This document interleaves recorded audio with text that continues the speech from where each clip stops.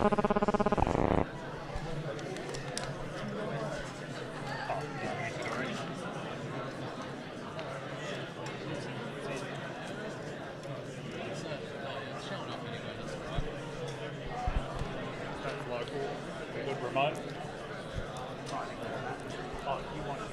okay, still not had any takers for the lost headphones. If anybody wants to give me a shout.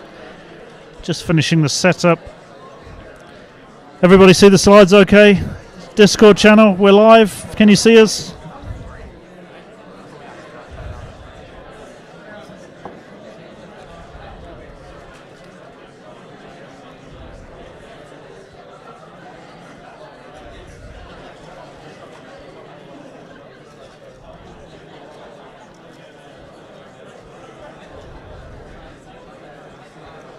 Awesome.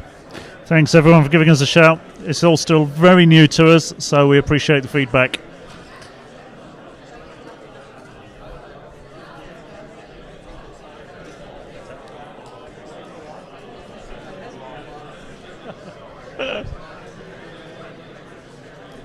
Good to go, mate?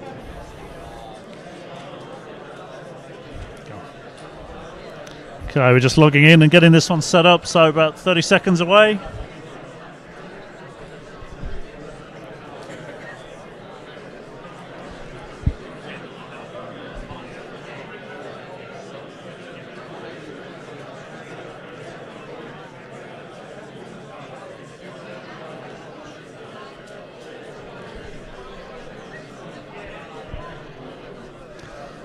We've got to say, as organisers of this, we have been hugely stressed with the whole in-person virtual thing, but it seems to be working out really, really quite well. So, stress levels decreasing.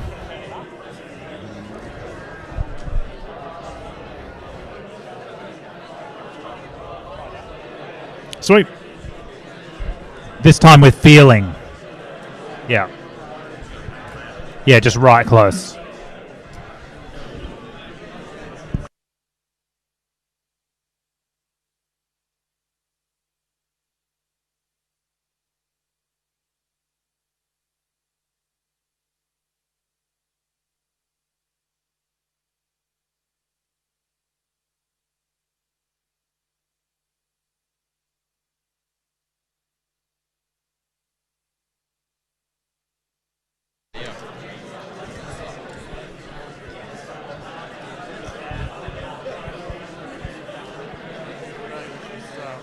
Shain.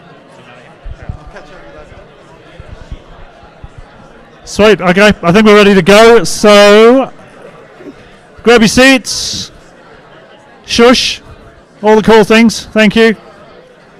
Let's kick this off, and I will hand over to Shain, who's talking about offensive RFID NFC. Thanks, Shain. Thanks, Nige. All right, so good afternoon, everyone. My name's Shain, and I'm here to talk to you about RFID and why you should start caring about it. Alrighty, so, got to manage two screens here. Sorry, mate. That better? Better? I don't want to eat it. How's that? Good? Alright. Okay, so who am I? I'm a penetration tester with Kinetic IT's Protect Plus security consulting team. A bit of my background, I've got around a decade of experience within law enforcement and defence. I was in the Navy for a bit and worked for the government after that. My most recent role was as a Marine Tactical Officer, which sounds probably a lot cooler than it was. I spent a lot of time at sea watching movies in alphabetical order, so there you go. All right. For hobbies, I'm a commercial pilot and a flight instructor, so I fly things. I do skydiving, scuba diving, like to get away from the computer every now and then, which I'd highly recommend. All right. So most of my cyber experience before this was in DFIR, just for a bit of background. Alrighty, so what are we talking about today? Today I'm going to talk about RFID and NFC. So Because it's a little bit of a niche subject, you can go into real fine detail with this, and I want to avoid that. So I'm just going to start with a high-level overview of what RFID and what NFC is. So if you're a Proxmark guru, just go and have a nap for the next 15 minutes and wake up at the end. All right. So yeah, we'll have a look at a high level of how it operates. Then I'll talk about some of the more interesting tools you can use to bypass access control. Then we're going to have a chat about bio implants, so NFC implants under the skin, which are pretty cool. Then I'm going to show you a demo of a couple of things that I've done with that, which some of you may or may not think is cool, but we'll see. All right. So, a bit of a disclaimer. Some of the stuff, particularly at the end of these slides, it's not a good idea. Don't try it at home. I don't recommend it. And yeah, don't go out scanning cards of people without their permission. That goes without saying. All right. So, RFID. So, generally speaking, what is it? Well, it's a radio frequency identification that uses electromagnetic field to automatically identify and track tags attached to objects. So, historically, interestingly, the first known use of RFID tech goes all the way back to 1945. There was a Russian chap called Leon Theremin, and he invented a listening device. It's the one you can see in the picture there. It was ominously called the Thing. Don't know who come up with that. But inside the device, it had like a sensitive membrane. And basically, when that membrane vibrated, it vibrated when it was subject to a certain certain radio frequency. And when that happened, it would then transmit audio when it was subject to that signal. That was gifted to the US ambassador to Moscow, and it sat in his office for 7 years until it was discovered in 1952. So that is the precursor to modern day RFID. Alrighty. So, what are the modern uses of RFID and NFC? So NFC is pretty much everywhere, and the current global estimate is placed at about 2 billion devices. So, well, for example, all of you in this room have an NFC tag around your neck. Pretty much, unless you don't upgrade your phone very often, it's going to have NFC on it too, which is a form of RFID. So greater than 20% of the entire world's population have access to an internet-enabled NFC device. All right, so what are some of the uses? Well, we use it for access control. Chances are you get into work using an access badge. Use it for stock take, inventory, anti-theft, e-wallets, library cards, vending machines, laundries, hospitals, they're in breast implants, you name it, you're going to find an RFID tag. All right, so here's some of the examples. So you can see there, well, how do we identify this tech? Well, not by the look, obviously. You can see at the bottom you've got a cup there, that's at a takeaway store, and it stops people from having more than one refill of the drink. So you can hack that and get multiple refills if you like, if you have a Proxmark. It's used in NRL to track players, casino chips to automatically count bets. The one on the tooth is pretty interesting. That automatically measures glucose intake, so you can track your calories through it. The one up the top is a breast implant. I'm not quite sure why they're tracked, but I think it's a health and safety issue. All right. Okay, and we've got the cow there, so for tracking livestock. But generally speaking, hard to tell what a tag is just by looking at it. You can use some tooling to figure that out. All right, so how does the tech actually work? Well, for RFID, there's 3 types. You've got passive, active, and semi-passive. So the first one, which is actually the one you've got around your neck too, if you look at that circuit board, you'll see there's no battery on it. So how it works is The electrical current, which comes from your phone when you place it on that PCB, provides power to the tag, the chip, which allows it to then use that power to transmit a response. And that's just a one-way ticket. It's a one-way response. The other type you have is active. So this tag has an internal power source and it's actively broadcasting its unique identifier to a reader. The last one is semi-passive, doesn't broadcast its ID, but it has a greater read range because of the battery in it. All right. So, NFC and RFID, what is the difference here? Well, the main difference between RFID and NFC is that RFID is only a one-way form of communication. Typically, the RFID tag, when it's powered, sends its data to the reader, which then uses that data in some way. NFC, on the other hand, is built on top of the RFID, but it's capable of establishing two-way communication. So with NFC, you have things like contactless payments, data sharing between phones, mobile devices, etc., and also increased security mechanisms. All right, what type of frequencies do these operate on? And how can we identify these technologies in use? As I said, you can't just by looking at them. They come in all different forms. So generally speaking, a lot of access control still uses the old RFID tech in the low frequency range of 125 kilohertz. Now, there's a handout that they were giving out upstairs. You can use that as a diagnostic card. You could also use your badge. So if you hold your badge against one of the readers on the walls, the LED will illuminate. And the amount of times that illuminates per second is going to tell you the duty cycle, which is a more advanced thing if you want to check it out. But if it illuminates, it's going to tell you that that's operating in the 13.5 megahertz range. If it doesn't, then you know it's 125 kilohertz and it's an older form of tech. So, yeah, the high frequency form of tech, usually NFC, and that's where you're seeing like your MyFair cards, your TransPerth card, Visa card, etc. These old low frequency ones, they're going to have a lot less security and they're going to be really easy to hack.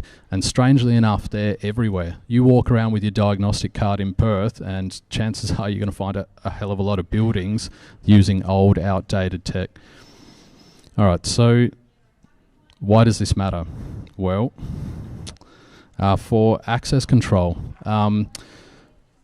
the amount of times I've walked around and I've been into a company, they have $1 million, millions of dollars of appliances, millions of dollars of software, the best firewall money can buy, but they're protected by a 10-cent piece of plastic that anyone can break that has zero security protocol. People are forgetting about the physical layer. There is a physical layer of cybersecurity. This isn't the Matrix. We're real here in the real world. All right, so if you go to work and take a look at your own access control, there's probably a high chance it's operating on 125 kilohertz, and that's probably something you should flag up. So how can we use that? Yeah. All right. I think I skipped ahead one. All right, so this is why it's a bad thing. With these access control cards in the 125 kilohertz range, they don't contain any other data apart from a unique identifier. So with an access control system like the one on the screen, the card is presented to the reader and the reader simply checks if that unique identifier is registered. If it is, then it gives you access. If it isn't, it doesn't give you access. The problem with this is that if an attacker can learn what that unique identifier is, then they gain the same level of access control that you have. And, that might make you think twice about before you hand out your visitor passes. It only takes a couple of seconds to clone a card and you've just given someone an unchangeable UID, unless that is then later deregistered. All right. These UIDs are also set during production and they can't be altered. So how do we get the UID though? Back in the day, people used to put a Proxmark up their sleeve and try and touch people's pockets, but that becomes a little bit odd if you're feeling up people at the coffee shop. So we've gone, and luckily times have changed and there's some modern tools. So we'll take a gaze at these. So the first one is known as an ESP key. So this is a tiny little device about the size of a 10-cent coin. It's an implantable logic analyzer and debugger.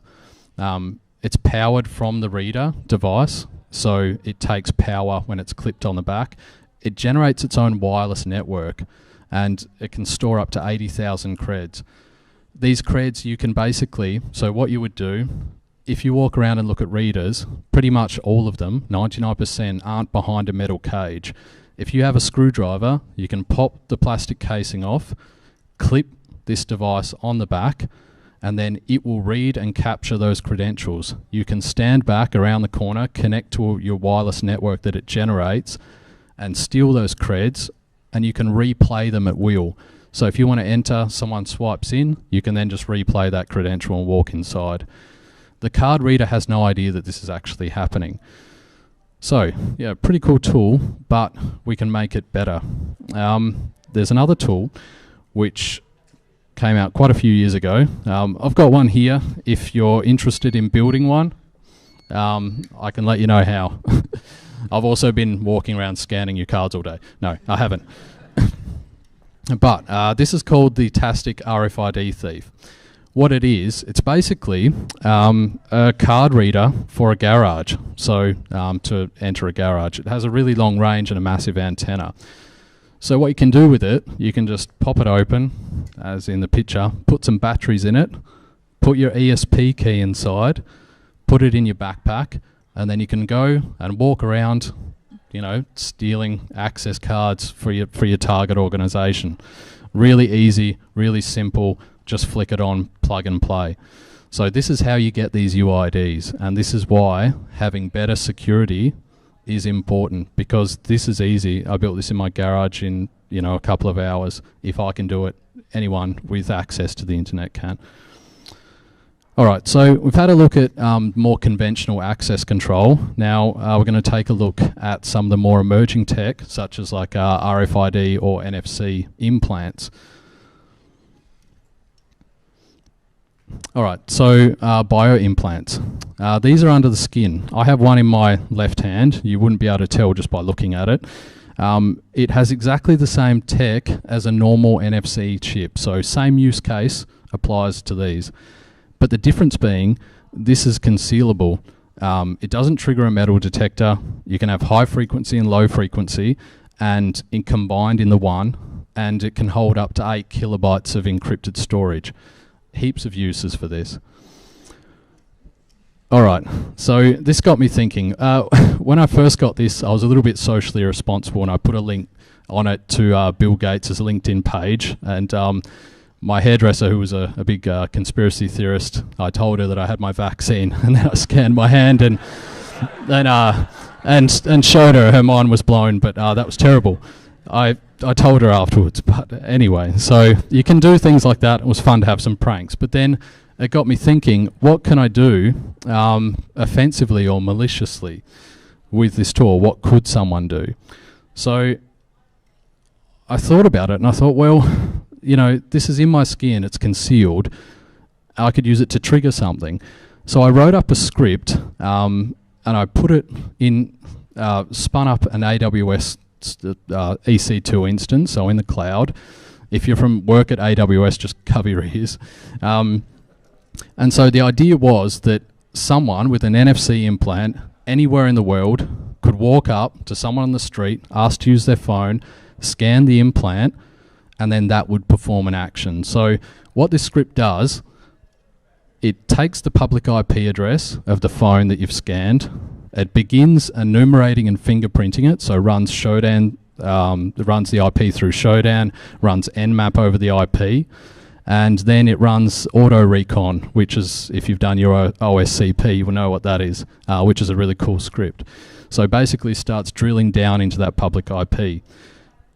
and then and then after that, it powers on a server that you control and securely wipes the SSD, which is like cool. It's just like a kill switch, right? All right, so that's essentially how it works. I'll put all these slides up so you can check it out, and the script will be up too if you want to have a look at it. So there's a bit of a demo. Cover your eyes, AWS people. Probably violates some terms of service. I didn't read it. So we can see up there in the terminal, it's running, it's listening for a connection. This just uses a raw WebSocket, so it doesn't actually establish any. It just literally listens for the a base 64 encoded string. When it receives that, you can see up there, it takes the public IP, runs Nmap, starts enumerating and attacking that public IP address. So if you ever think about that for a minute, there's a lot of really cool social engineering implications. You could walk into your Target building off the street and say, hey, my car broke down, can I borrow your phone for a minute to make a phone call? If they're connected to their corporate Wi-Fi, run your hand over the back of the phone, you've got the public IP address and you're already running enumeration over the network. Pretty cool. All right, so you can see that's powered up the server and wiped it, and it's running auto recon. All right, so you can also do that with a webhook. So a lot of you might be familiar with Beef, the browser exploitation framework.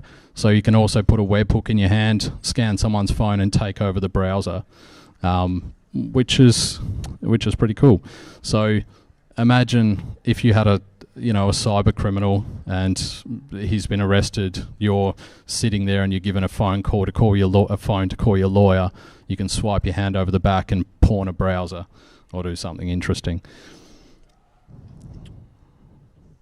All right, I'm running out of time here, so I might speed it up, but you get the picture. Basically, you swipe your hand over the back and then you can take over the browser and start putting through phishing attacks. You can propagate that hook to the other tabs, etc.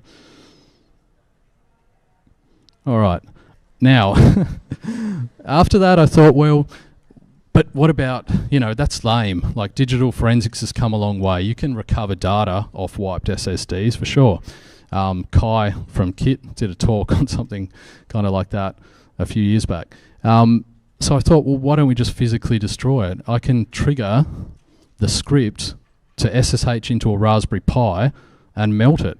And that seemed like a really good idea at the time. And it turns out that that this actually was really easy. So it functions just the same as the last script, apart from with the added step of SSHing into the Pi and kicking off an igniter. So you can see how that works. You scan the chip with your hand. I put a bit of a delay in there. That was to give me time to run away. And then it triggers a servo, which will then go and ignite a coil to a very high temperature. All right. And this is the part where it became a bad idea. So I'm not going to blow up my $4,000 server. So yeah, this is the next best thing. You can see the igniter there. Don't even bother asking what's in that. And there's the SSD sitting underneath. So here's the finished product. So with this, you could be on the other side of the country, walk up to anyone on the street, just with your hand, put it on someone's phone, and melt your computer back in your house. So I'm totally not responsible for anyone burning their house down. Do not try this. I also have like 10 years experience in some capacity of firefighting, so I took all the appropriate safety precautions. So as you can see, scan my hand, it tricks off the igniter, starts going down to the charge and the unfortunate $35 SSD from PLE. All right.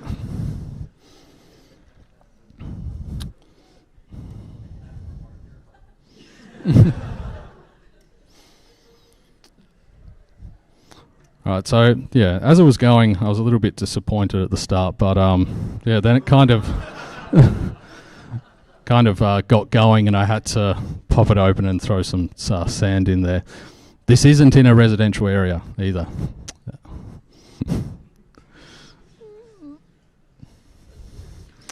Yeah, so you have your remote self-destructing PC.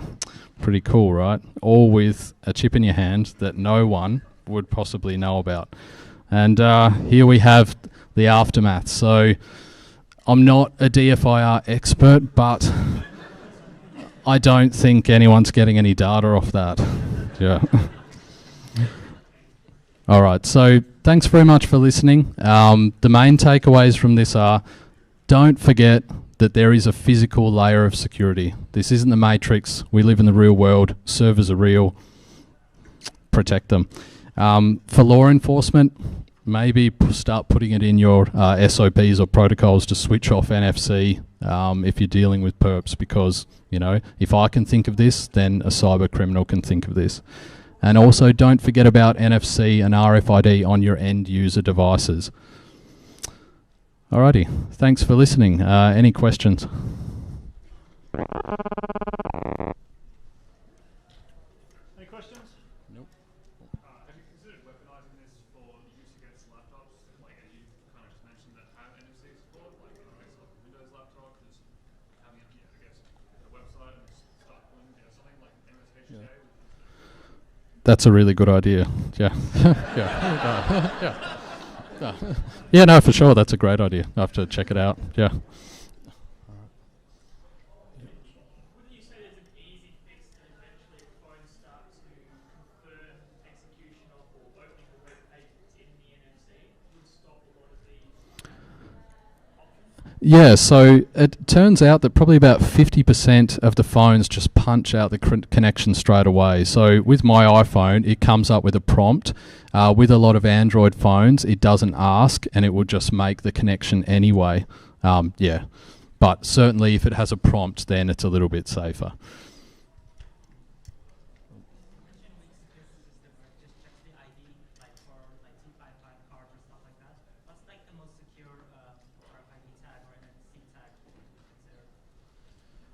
The most secure, I can't really say off the top of my head. There's some cards that operate in the high frequency range that actually establish an encrypted connection between the card and the reader, and they're much harder to be sniffed and cracked.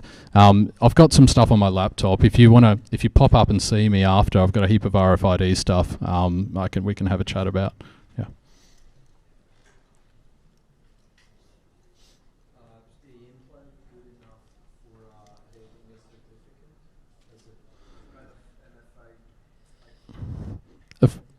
Sorry, for holding a certificate.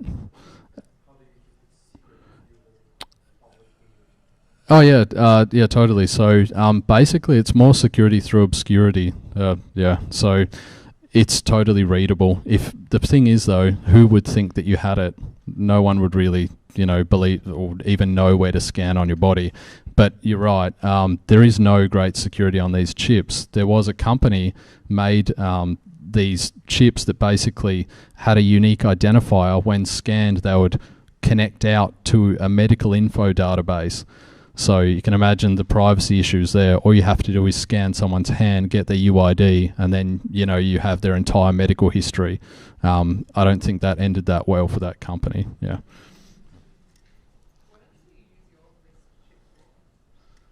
For mine, besides the Bill Gates LinkedIn page, I did put my access control for work. So I just so I may have cloned my work fob and put it on my hand. Yeah. But I don't do that anymore. Yes. Yeah. Yeah. All right. One more question? Anyone? My phone's got an option to turn NFC off. Would that be a suitable way of circumventing somebody that was trying to fill me up on a train? Yeah. Yeah, totally. Yep. So yeah, switch it off. But by default, it's generally on for pretty much every phone. Yeah. All right, cool. Thanks.